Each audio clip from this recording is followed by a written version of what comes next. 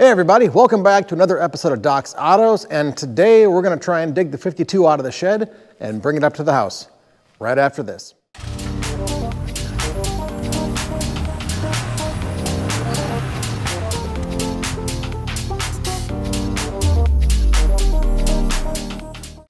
All right everybody, welcome back to the channel, and I hope you're having a good start to 2021. Today we are going to look at bringing the 52 up to the house and try and do a little bit of work on it. We've got a little bit of carb adjustment. I'd like to try and clean up the needle seat a little bit, as that is causing fuel to overflow the carburetor bowl. And then I also want to see if I can take a look at these dents in the back doors to start with. So let's go ahead and see if it'll fire up. It's on a battery minder, and it's got synthetic oil in it, whatever hasn't leaked out yet. So I guess we'll see if it starts.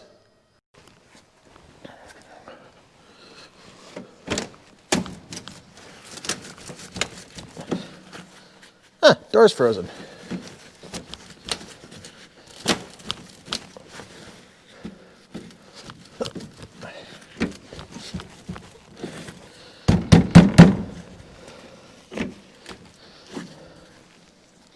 How about this side?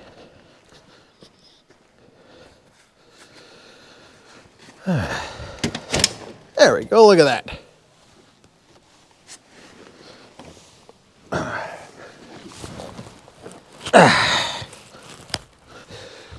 I haven't crawled through the passenger seat of a car since my 78 Delta 88.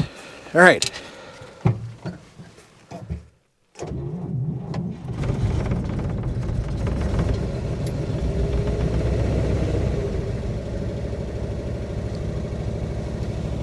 There we go, look at that.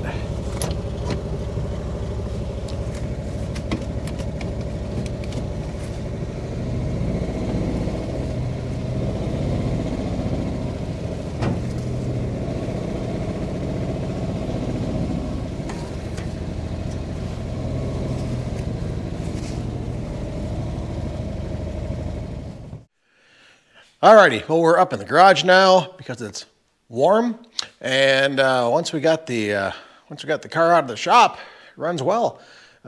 Doors are a little on the frozen side, so we'll let that thaw out a little bit. But trunk is free and clear of critters, so that is amazing, as is the interior. Had one critter in here that was evicted earlier this fall, and since then, nothing. So that's excellent. So what I'm going to quick look at is the carburetor here. Now this old Rochester Carb, it is tuned up. It does run and run well. Something moved. Anyways. It does run, it is tuned up. It just has a problem where the needle sticks occasionally, so the bowl overflows onto the exhaust, and that's not a good thing. So I'm going to quick take this off, give it a few more minutes to thaw out, and see if we can't clean up that needle and the seat for it a little bit and stop that from leaking on us. If not, I'm just going to go ahead and send her up to the carb shop. I did go ahead and rebuild the carb fully last year, but that needle seat has still been a little bit of an issue. So we'll just work on that here shortly. And the other main reason I brought it up is to work on some of the dents. So we've got a crease along here to work on. Driver door has some issues. Passenger door, or the rear door on the driver's side, has a couple of issues along here right above the Deluxe sign. So here's a crease I'm going to try and pull out. And hopefully with the dent puller, or the stud gun and puller, I can pull it out versus having to disassemble the interior and pound it out from the back. So I'm guessing we'll still have to do that, but the main goal is to do as much pulling from this side as we can.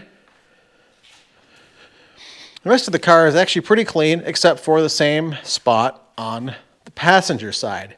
And this one here is a little more severe. You can see it a little deeper. Part of this Deluxe emblem is gone behind the trim here. So this whole area is a big point of concern as well.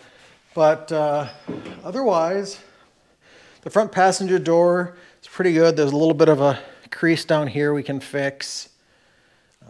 By and large, the body, except for the doors and back by these wheel wells, is pretty decent.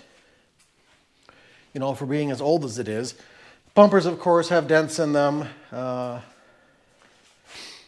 never really noticed this here before too much, but he should be able to be pulled out.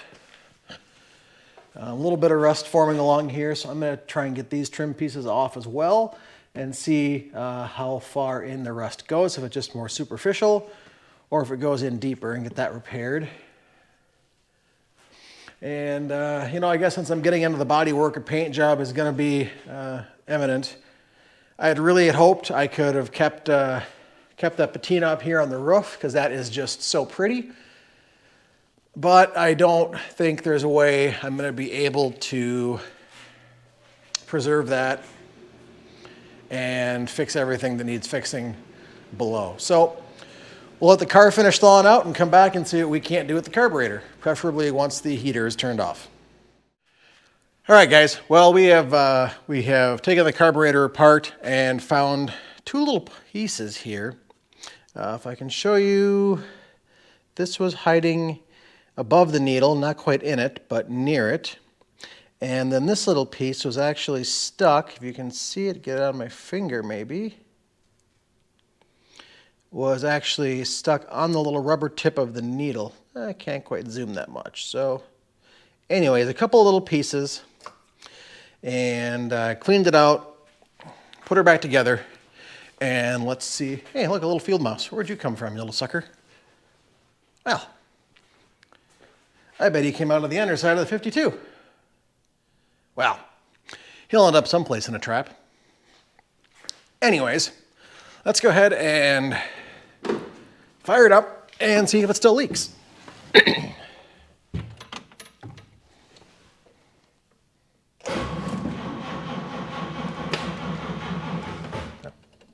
Choke would help.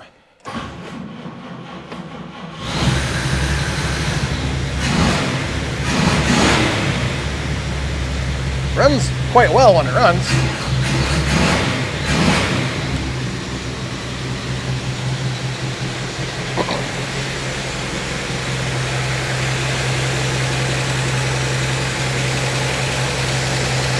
So right here is where it would leak from, and that needle's stuck. So let's see what happens here.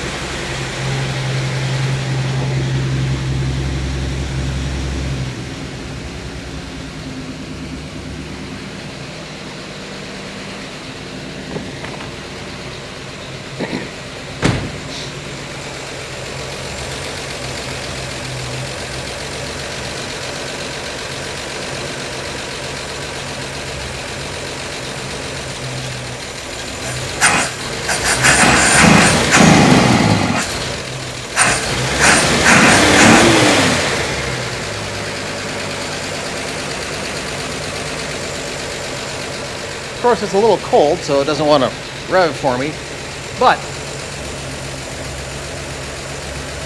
for now that leak seems to have ceased.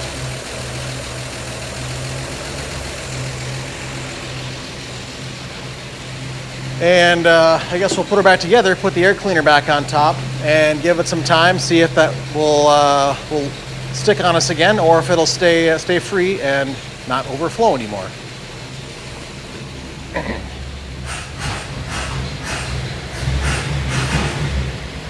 If you look inside real quick, we've got all of our headlights. Actually, all of our gauge lights do work. There we go. Just the switch is a little dirty. But the switch itself is dirty, but you can see all the lights there do work.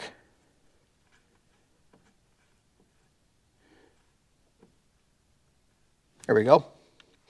So lights in here work.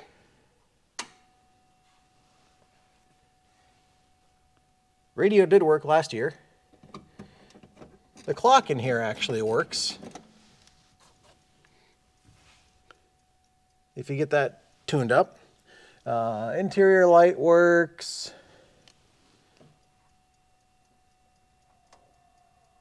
Oh. Look at that. Listen to that.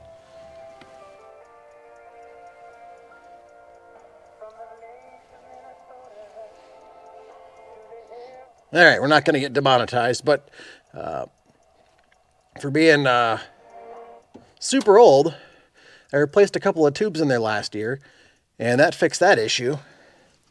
But the lights work, and they pretty much worked since I brought it home, so that's pretty awesome. Let's take a look here and see. We still don't have any run over from the carburetor, so that's great, because there would be times where after I would turn the vehicle off, I would still get some weeping from the carburetor. So having that cleaned up right now and not leaking is awesome. So we'll put that back together and try and go to the main event, the dents. All right, everybody, we are back. We've got things shuffled around. We brought Bob in the garage because it's snowing. And it's a lot easier to push snow downhill than uphill from where we're at. So, back to our main topic here, the dents or creases here on the 52. This is the first one I'm going to work on tackling. It runs pretty much most of this little flare on the door. And then it even runs back here into the quarter panel a little bit. And I'd like to see if I can pull this out a little bit without doing too much damage, bow it out, or if I'm just simply going to skim and fill that in, blend that. But my main goal here, take my stud welder, weld on some studs and pull it out. Start with this guy here. I'm going to leave this piece of trim on for right now, kind of use as a reference, how far I'm pulling out. I don't want to pull it out too far. And it'll start there. There's a little dent down here underneath this piece of chrome. So that'll have to come off. Likely that's from the backside, so we'll have to undo the interior and the door card regardless, I guess. But for now, we'll go ahead and try and pull this out. I'm going to knock all the paint off of here, and then grab my stud gun. So let's get to it.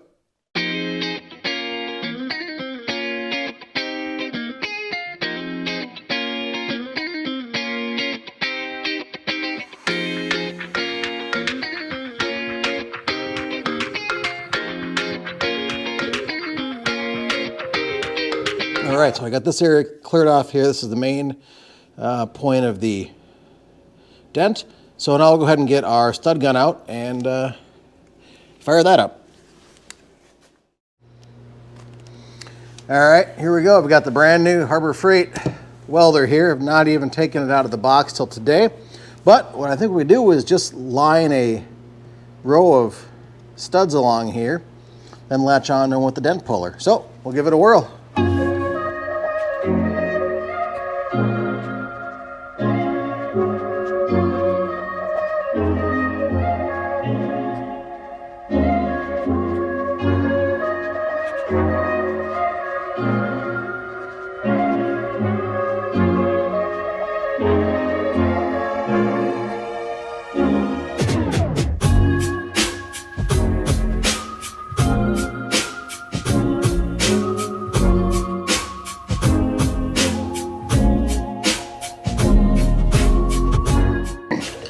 All right, so we'll set this guy on here.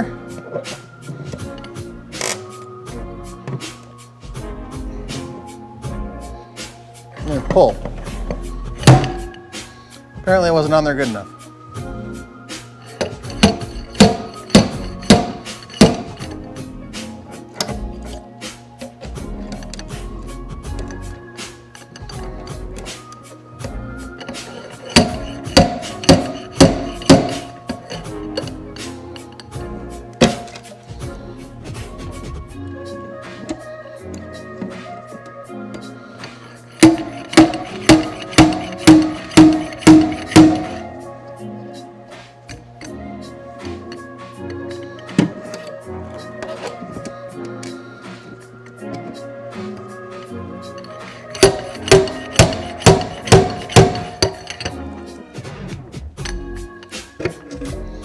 this is working out pretty darn well.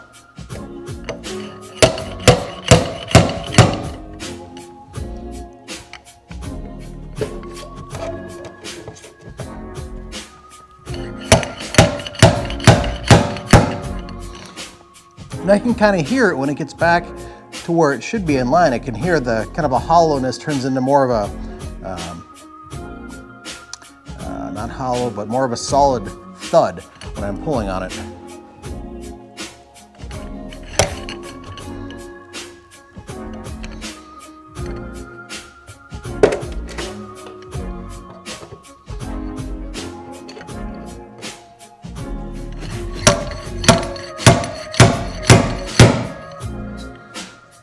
Kind of hear it. It's like when you're driving a nail into a 2x4, and the farther the nail gets in, the more solid that it sounds. That's what this sounds like to me.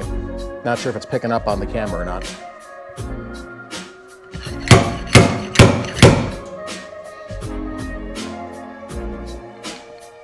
This is coming out so much better than I expected it to right off the bat. There's still going to be a little crease right in here, and since I've got to pull off the back to pull this trim off, and likely this emblem, I can maybe try and tap some out from the rear, but I'm going to try and pull this one out real quick one more time and then take these off, because this is about all I think I need to do here. This is far easier than I expected, actually. Give this one a little more of a shot. So let's do that and come back. All right, check that out. Those are by and large pretty darn straight. To go and file these high spots down just a little bit. Let's pull these studs off and see what we're looking like.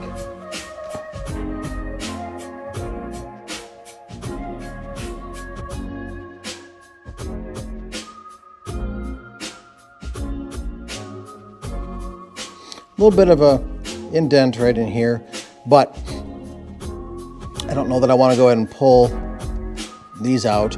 A little bit of a bump right here, I can tap that in. Otherwise, this area looks really good.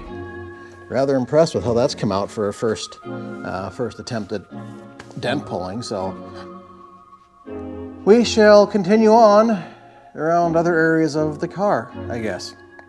There's a big crease down here, this door. So we'll just keep working our way around. Stay tuned. All right, folks, we're back here, and I went a little bit ahead and got this first row down here, and then I got into the second little crease here, got them welded in, pulled out, ground off, and once I get the door card off inside, I'll be able to put my dolly behind this, smooth this out just a hair. The bigger rivets or studs were great. They pulled the dent out great, but they did pull out the metal just a little more than I wanted, so I'm gonna have to pound these back in just a hair. Then I'll be able to open this whole area up, take off more of the paint, and come back with my etching primer and then paint. Of course, some fill as well, but hopefully we'll be able to keep the filler to a minimum and see how that goes. But that is still in transit, so we'll be getting to that in a couple of days. But for now, I'm gonna keep plugging away on this door. Again, we've got a spot down here and then over here to work on. And I may just see about pulling the door itself off from the vehicle so I can keep the door in here and kick this thing back down to the shop in the evenings. But again, I'm thinking this crease here, this one was a little deeper, but this one is pretty minor, so I'm just going to, I think, fill this and let that go, mainly because I can't get back here to do any pounding or any dolly work if needed. So give that a little fill and get that primed and ready for paint.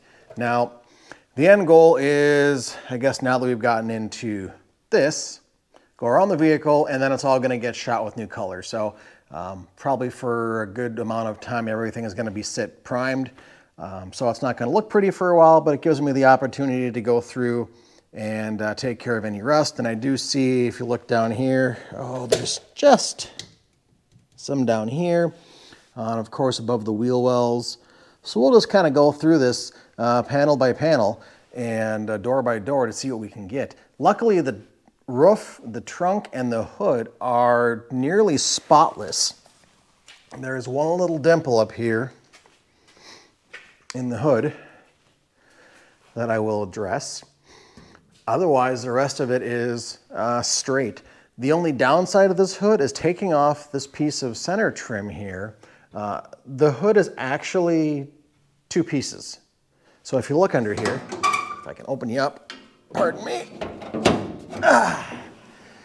Tough to see, but if you look in here, the hood is held together with the seam here in the middle, and the center trim piece is wedged between there. So if I want to take the trim piece off, I've got to take the hood apart. So I guess that's also happening. Doesn't make sense to do a half-arsed job of it here if I'm going to do some parts of it correct and cheap out on some of the other spots. So hood, a little bit of surface rust, but nothing bad. Same thing on the roof. So my thought is I'm going to end up going back with a two-stage finish on this, the base and clear, assuming my little test panel over here turns out right. I got this from the junkyard. I went in there and said, hey, I want to learn some paint and body on my own since everything else is closed down. And the owner said, hey, grab this panel and go home and play with it. And so we'll see what I can learn, and hopefully it's not going to be perfect won't be perfect by any means, but this panel was, I'll throw some pictures, huge dent in here. This was all pushed in. This was actually cut in here, actually like sliced and whatnot. Big dent over here. I know here I'm not going to be able to pull out just due to where the crease is on the backside. I don't have any plans to, but just sort of practice for working on some dent removal before I go to the big show. And this is a lot easier to work on because it's actually attached to a car and it's a lot heavier. These I pounded out all with my Eastwood body kit, but otherwise able to use the stud gun here is a whole lot easier. So for now, we're going to keep working on this door here, and maybe the next time you see it, it'll be off the vehicle. All right, folks, well, I decided to keep peeling the onion back, and we're going to look at taking off this door. Started taking off some of the parts because I went to go and remove the catch here. One screw is missing, one screw is spinning, and I can't take off the hinges until I get this loose. So I'm going to take off the inside panel, and hopefully I can get back there and pull that off. So got a bunch of screws here to take off around the window trim, and the door handle and window crank should come off. So let's see if we can get those done.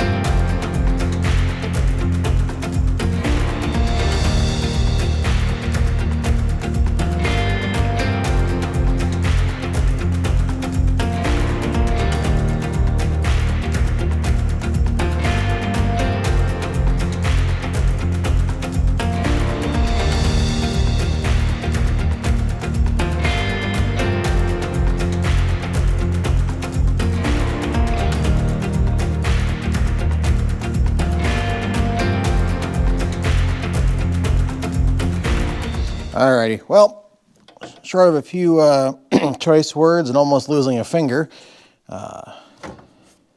we are removed. So, that's exciting. Which now reveals another layer of the onion that I can't easily get back there without taking off more stuff.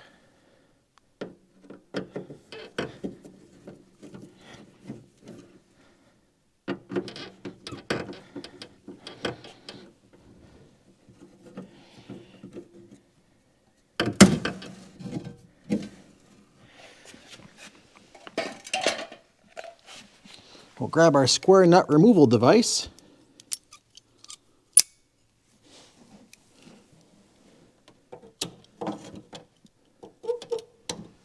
And see if this won't work for us now. Hey, there we go, right off.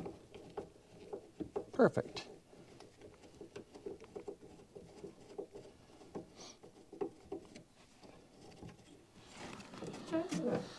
I'm not sure where the other one is, maybe sitting in the bottom of here.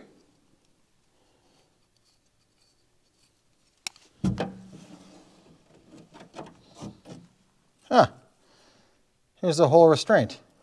There we go. It was just flat out broken and rusted off. So, back to our main goal of getting off our hinges. At least the inside of these panels don't look terribly worse for wear in terms of rust or anything, so that's a positive note.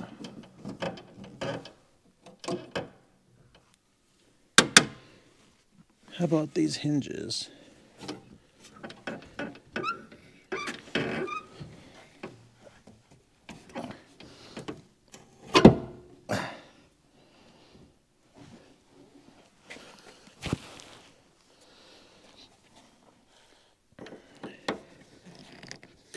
Need a big screwdriver for that. Unfortunately, my big screwdriver, I don't think I'm going to be able to get in here very well. Maybe I can.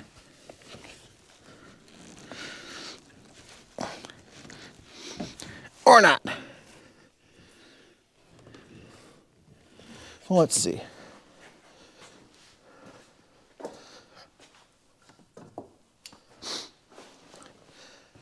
I'm going to hit this with a little penetrant and let it sit for a while because it doesn't appear to want to play very nicely. This one down here is especially rusty, so we're going to let him soak for a while and come back. All right, folks, we got the door off with a little help from the missus. She took out those last couple of screws holding down the hinges, and I pulled off the door.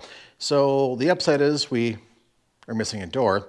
The downside is that since I had to take these plates off the frame, we're going to have to realign the doors, or at least this door, when I put it back on.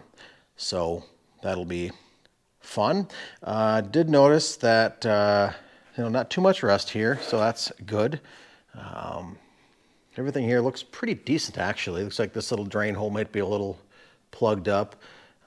Otherwise, looks good. We'll be digging into more of this. I can see a little rust down here. We'll clean that off, get it all primed up. But now that we have the door off, that allows us to work on these dents right here a little better, take off this chrome plating. I did flip the door over, and behind are some more panels, are some nuts to take these off. I do see down here there is some rust. Most of it looks to be surface type rust, so that's a positive thing if we're going to have any rust at all, I guess. The rest of the panels look pretty good. Let's go ahead and flip it over real quick. All right, so flipping this over, come here, light. All right, so flipping this over, here's that little bit of rust, but this looks to be surface type, no big deal. The gaskets, they're getting replaced, hit and miss for quality of them. I want to replace these window gaskets here for the little tilt window, but the majority of the panel looks pretty good. If I take off these two screws here, this little panel comes off, and that's where I can get access to taking off those other pieces of chrome plating. So that's going to be my next step. So we'll go ahead and get those off, and we'll come back.